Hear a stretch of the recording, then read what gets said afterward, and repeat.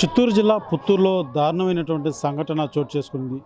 మనస్తాపంతో ఓ తల్లి ఇద్దరు బిడ్డలతోటి కూడా ఆత్మహత్య చేసుకున్నటువంటి సంఘటన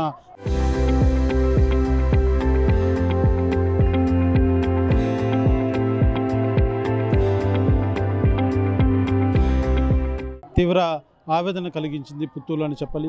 ప్రస్తుతం మనం చూడవచ్చు పుత్తూరులోని ప్రభుత్వ ఆసుపత్రి వద్ద ఉన్నాం. అయితే నిన్న రాత్రి పద్మ అనేటువంటి మహిళ ఇద్దరు ఆడబిడ్డలు ఈమె ప్రేమ వివాహం చేసుకునింది. దాదాపు 8 ఏళ్ళుగా ప్రేమ వివాహం చేసుకున్న తర్వాత సపరేట్గా కాపురం ఉంటుంది. అయితే ఏం జరిగిందో తెలియదు. ఒక్కసారిగా ఆమె ఒక లేఖ రాసింది.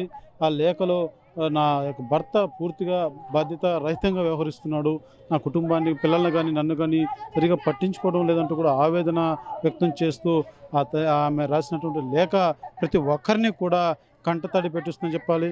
చూస్తున్నాం గ్రామస్తులు బంధువులంతా కూడా ప్రభుత్వ ఆసుపత్రి వద్ద చేరుకున్నారు.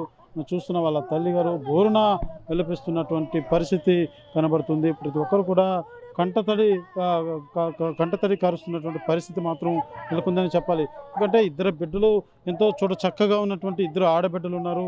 అయితే అతను ఎవరైతే ఆ శివ అనేటువంటి అతను పూర్తిగా బాధ్యత రహితంగా ఏమాత్రం కుటుంబాన్ని పట్టించుకోవడం లేదు, స్థిరంగా ఒక చోట పూర్తిగా పని చేయకుండా ఉండడం, అదే రకంగా ఇంటికి కావాల్సినటువంటి మినిమం ఏదంటే సరుకులు కావచ్చు లేకపోతే పిల్లలకు అవసరాలైనటువంటి వాటిని కూడా పూర్తిగా పట్టించుకోకపోవడంతో పద్మ మనస్తాపం చెందినట్టుగా కూడా తెలుస్తుంది. అయితే ఆ ఇద్దరు బిడ్డలను కూడా తనతో పాటు తీసుకెళ్ళిపోవడం అన్నది మాత్రం ప్రతి ఒక్కరూ కూడా జీర్ణించుకోలేకపోతే కంటతడి పెట్టుకుంటున్నటువంటి పరిస్థితి ఉంది. పద్మ వాళ్ళ తండ్రి అయినా ఒకసారి ఆయనతో మాట్లాడేటువంటి ప్రయత్నం చేద్దాం. ఏమన్నా ఏం చదువుకునే పిల్లకాయలకందరికీ నా విజ్ఞప్తి, ఇక మీద ఏ తల్లిదండ్రికి శోకం రాకూడదు. ఈ ప్రేమలు దోమలు కొంతకాలానికి ఈ పరిస్థితి నా బిడ్డ పరిస్థితి ఏ బిడ్డకి రాకూడదు. దయచేసి చదువుకునే ప్రతి ఒక్కరికి యువకులకి అందరికీ నేను తెలియజేది ఏమంటే, తల్లిదండ్రులు మాటనండి, శ్రద్ధగా చదువుకోండి, మంచి మార్గంలో బతకండి. నా విధంగా తల్లిదండ్రులకు శోకం తెప్పించకండి. దయచేసి ఆ అమ్మాయికి వేరే సంబంధాన్ని మాట్లాడి అన్నీ చేసిన తర్వాత వాడేదో ప్రేమ మోజులో నేను నీ పేరుతో లెటర్ రాసి బెదిరిస్తే పోయి పెళ్లి చేసుకునేసి ఈరోజు నువ్వు చేసి రాసుకునే బిడ్డలు కానీ పరిస్థితికి నువ్వు వచ్చినావంటే ప్రతి ఒక్క బిడ్డ ఆలోచించాల్సింది ఒక్కటే. నా దండం పెట్టి చెప్తున్నాను, ఆలోచించండి, ప్రతి బిడ్డ ఆలోచించండి. తల్లిదండ్రుల ఆవేదన ఎట్లుంటుంది, మీ భవిష్యత్తులు ఎట్లుంటాయి, రాబోయే రోజుల్లో జరిగిపోయిన తర్వాత ఆలోచించే కన్నా ఒక్కటికి 10 సార్లు ఆలోచించండి. చదువుకున్న వ్యక్తులు అయితేనేమి, చదువు లేని వాళ్ళు అయితేనేమి, తల్లిదండ్రుల శోకం ఎట్లుంటుందో ఒకసారి చూడండి. దయచేసి చెప్తున్నాను, దండం పెట్టి చెప్తున్నాను, దయచేసి పిల్లలు మాత్రం చూడండి, గమనించండి. ఇది నా బిడ్డ, ఇది ఒక మంచిగా కూడా అనుకుందాం, ఒక 10 మందికి మంచి జరిగేటట్టు చూడండి దయచేసి. పద్మ కూడా లేఖలో రాసింది, తల్లిదండ్రులు అంటే కూడా చాలా ఇష్టం, నాకు క్షమించండి అని కూడా రాసింది. క్షమాపణ కోరితే మనుషులు పోగొట్టుకుంటారు, క్షమాపణ కోరి ఏం చేయగలుగుతాం చెప్పండి. మేము క్షమించేది ఏమన్నది ఆ రోజే క్షమించి గొప్ప మందితో వదిలేస్తాము. మళ్ళీ ఇప్పుడు మీరు పోయిన తర్వాత మేమేం క్షమించేది చెప్పండి. ఆ రోజు వెళ్ళిపోయినప్పుడే మా మీదే కేసులు వస్తాయి, ఆడబిడ్డలు తప్పు చేస్తారు, తల్లిదండ్రులు ఎత్తిపోయి అరెస్ట్ చేస్తారు. ఆ రోజు పెళ్ళినప్పుడు మా మీదనే తప్పుడు కేసు పెట్టి మమ్మల్ని ఎత్తిపోయి లోపలేసి అదే మా మీద కేసు పెట్టి 3 సంవత్సరాలు కోర్టుకు తిప్పించి ఎన్నో చేసినారు ఆ రోజు. ఎందుకంటే ఆడబిడ్డ ఏ పని చేసినా వాళ్ళ తల్లిదండ్రులు అడగకూడదు, కానీ సాకేటప్పుడు మాత్రం ఆడబిడ్డని ముద్దుగా సాకాలి. వాళ్ళు చేసే తప్పుడు పనులకి తల్లిదండ్రులు అడ్డం రాకూడదు. రేపు వాళ్ళ భవిష్యత్తు ఈ విధంగా అయిపోయిందంటే ఆ రోజు మళ్ళీ బాధపడాల్సింది సాకిన తల్లిదండ్రులేనా? ఈ పరిస్థితి రాకుండా ప్రతి ఒక్క యువకులు, చదువుకున్న యువకులు అయితేనేమి, మామూలు చదువు లేని పిల్లలైతేనేమి ఒక్కటి గమనించండి. పెద్దలు కూడా వాళ్ళ మనసును ఆలోచించుకొని నడుచుకోండి. మేము ఎంతగానో మాకు చెప్పుంటే మేమే కూడా ఏదో చేసి ఉంటాం. అనవసరంగా తోటి పిల్లకాయలు చెప్పిన మాయ మాటలు నమ్మి వాళ్ళ పాటికి వాళ్ళు తప్పుడు నిర్ణయాలు తీసుకునేసి ఈరోజు ప్రాణాల మీదకి వచ్చేటప్పుడు కూడా తప్పుడు నిర్ణయమే తీసుకునేసి తల్లిదండ్రులకు శోకం మిగిల్చబాకండి దయచేసి. ఎంతకన్నా ఇంతకుముందు ఎప్పుడైనా గొడవలు మీ దృష్టి వాళ్ళ చిన్న గొడవలు వచ్చేవి, వాడు సక్కంగా లేదనేది. కాకపోతే నేను అది పెద్దగా పట్టించుకునేవాడిని కాదు. సరే అది మామూలుగా అన్ని కుటుంబాల్లో ఉండేవేనమ్మా అనుకున్నాను, కానీ ఇంత పెద్ద ఆగత్యం చేసుకుంటున్నాను. కానీ ఆ పాప మనసు ఇప్పుడు చెప్పుకోలేదు. ఎందుకంటే నేను చేసిన పెళ్లి కాకపోయా ఆ బాబు మొత్తం నాతో మనసు మాట్లాడలేకుండా పరిస్థితి అయిపోయింది. ఇంకోటండి, ఆమె ప్రత్యేకించి వాళ్ళ అన్న గురించి రాసింది పద్మ లేఖలో, మా అన్న క్షమించు, నీకు ఎదురుగా వచ్చి నిలబడే ధైర్యం నాకు లేదని కూడా రాసింది. ఆ రోజు మేము కనీసం ఆ తప్పు జరిగినప్పుడు అన్నతో కాళ్ళు పట్టుకుని క్షమాపణ అడగలేదు, తండ్రి కాళ్ళు పట్టుకుని క్షమాపణ అడగలేదు.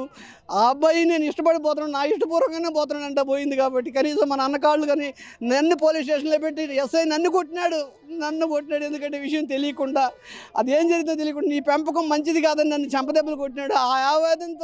ఆ ఆవేదనతో మా నాన్నకి చెంపదెబ్బలు కొట్టించినాము.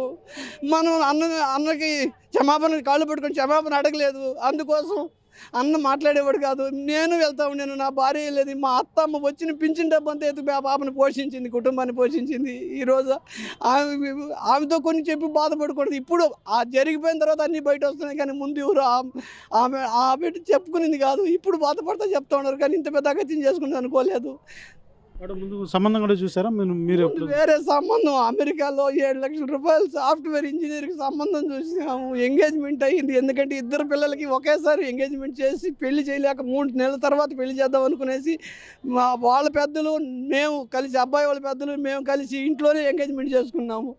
పెద్ద బాబుకి పెళ్ళైన 14వ రోజే వెళ్ళిపోయింది ఈ పని చేసింది. ఎందుకంటే వాడు సూసైడ్ చేసి లెటర్ రాసి పెట్టేసి చచ్చిపోతాడనేసి బ్లాక్మెయిల్ చేస్తున్నాడు వాళ్ళతోటి స్నేహితులతో కలిపి. వాడు సూసైడ్ చేసుకొని చనిపోతాడని చెప్పేసి ఈ బాబు వాడిని కాపాడేదాని కోసం పోయి ఈరోజు రాసి బిడ్డలతో పాటు చనిపోయే పరిస్థితి ఏ తల్లిదండ్రికి రాకూడదు, ఏ కుటుంబంలోనూ రాకూడదు, ఏ పిల్లలు ఈ నిర్ణయం తీసుకోకూడదు. ఈ తప్పుడు నిర్ణయం దయచేసి అర్థం చేసుకొని నా బిడ్డ రాదు, కనీసం మిగిలిన బిడ్డలైనా భద్రంగా బతకండి అని నేను మనస్ఫూర్తిగా దండం పెట్టి కోరుకుంటున్నాను.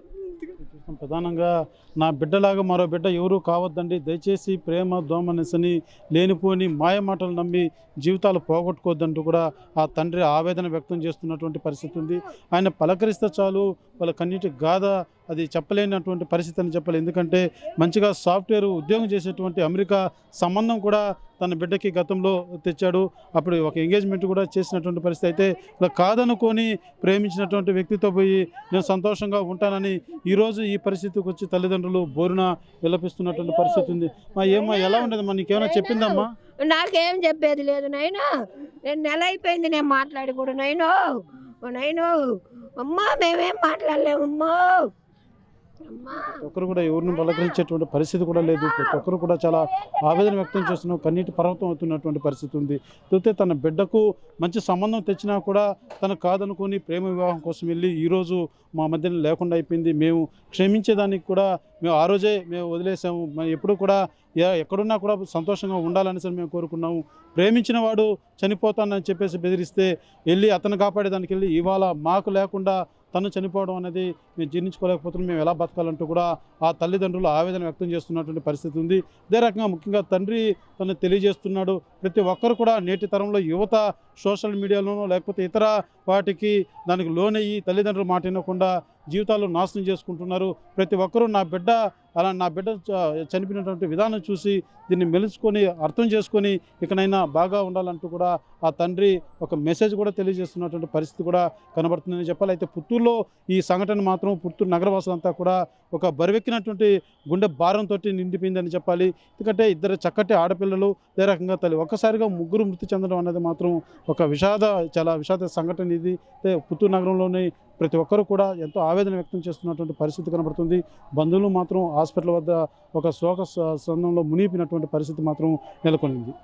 కెమెరా పర్సన్ కోటితో సురేష్, RTV, పుత్తూరు. చరిత్ర సృష్టించినోడు ఇప్పుడు ఆ చరిత్రని తిరగరాయబోతున్నాడు. అబద్ధాల గోడల్ని బద్దలు కొట్టి నిజాలను రాగా మీ ముందుంచబోతున్నాడు. నిజమైన వార్తల కోసం వెంటనే డౌన్లోడ్ చేసుకోండి రా యాప్ని.